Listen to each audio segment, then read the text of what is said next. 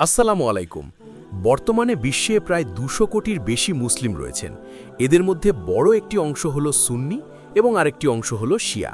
আমরা প্রায়ই এই দুটি শব্দ শুনি, কিন্তু আপনি কি জানেন শিয়া ও সুন্নির মধ্যে মূল পার্থক্য কোথায় এবং কিভাবে এই বিভাজনের শুরু হয়েছিল? আজকের ভিডিওতে আমরা কোনো বিতর্ক নয়, বরং ইতিহাসের পাতা থেকে জানার চেষ্টা করব এই দুই সম্প্রদায়ের উৎপত্তির পেছনের ঘটনা। ভিডিওটি শেষ পর্যন্ত দেখুন, কারণ ইতিহাস না জানলে বর্তমানকে নিরপেক্ষভাবে বোঝা যায় না।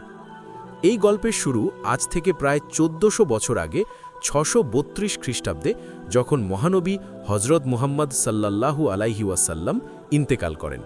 তার ইন্তেকালের পর মুসলিম বিশ্বের নেতৃত্ব কে দেবেন, অর্থাৎ পরবর্তী খলিফা কে হবেন, তা নিয়ে মুসলিমদের মধ্যে একটি বড় প্রশ্ন দেখা দেয়।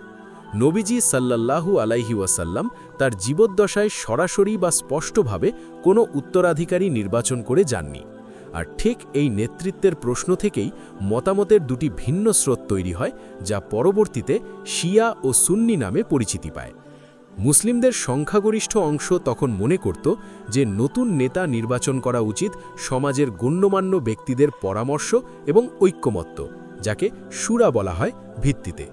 তাদের বিশ্বাস ছিল যোগ্যতার ভিত্তিতে যে কাউকে খলিফা বা নেতা হিসেবে বেছে নেওয়া যায়।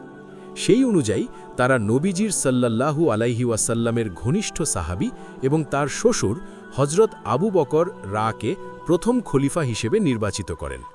এই সংখ্যাগরিষ্ঠ অংশটি পরবর্তীতে সুন্নি নামে পরিচিত হয়। সুন্নি শব্দটি এসেছে সুন্নাহ বা নবীজির দেখানো পথ ও ঐতিহ্য থেকে।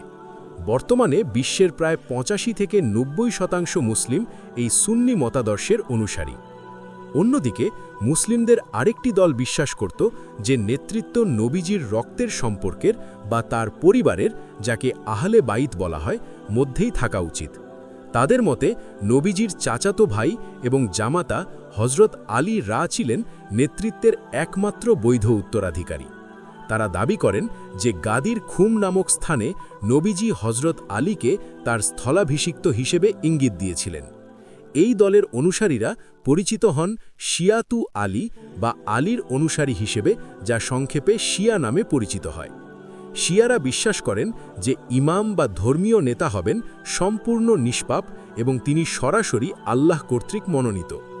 বিশ্বের মুসলিম জনসংখ্যার প্রায় ১০ থেকে ১৫% হলেন শিয়া, যাদের বেশিরভাগই ইরান, ইরাক, বাহরাইন ও লেবাননে বসবাস করেন।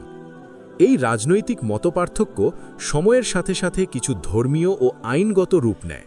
তবে এটা মনে রাখা খুব জরুরি যে শিয়া এবং সুন্নি উভয় সম্প্রদায়ের মূল ভিত্তি কিন্তু একটাই। উভয়ই এক আল্লাহকে বিশ্বাস করেন, হজরত মুহাম্মদ সাল্লাল্লাহু আলাইহি ওয়াসাল্লামকে শেষ নবী মানেন, একই কোরআন পড়েন, কাবা শরীফের দিকে ফিরে নামাজ পড়েন এবং হজ ও রোজা পালন করেন। পার্থক্যগুলো মূলত নেতৃত্ব, কিছু ঐতিহাসিক ঘটনার মূল্যায়ন এবং কিছু আইনগত বা ফিকহি বিষয়ের মধ্যে সীমাবদ্ধ। পরিশেষে বলা যায়, শিয়া এবং সুন্নি বিভাজন মূলত একটি ঐতিহাসিক ও রাজনৈতিক নেতৃত্ব নির্বাচনের ঘটনা থেকে শুরু হয়েছিল।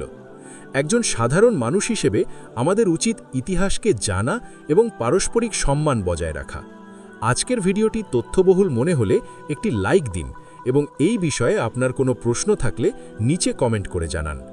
ইতিহাস ও পৃথিবী সম্পর্কে এমন আরও ভিডিও দেখতে চ্যানেলটি সাবস্ক্রাইব করে বেল আইকনে ক্লিক করে রাখুন।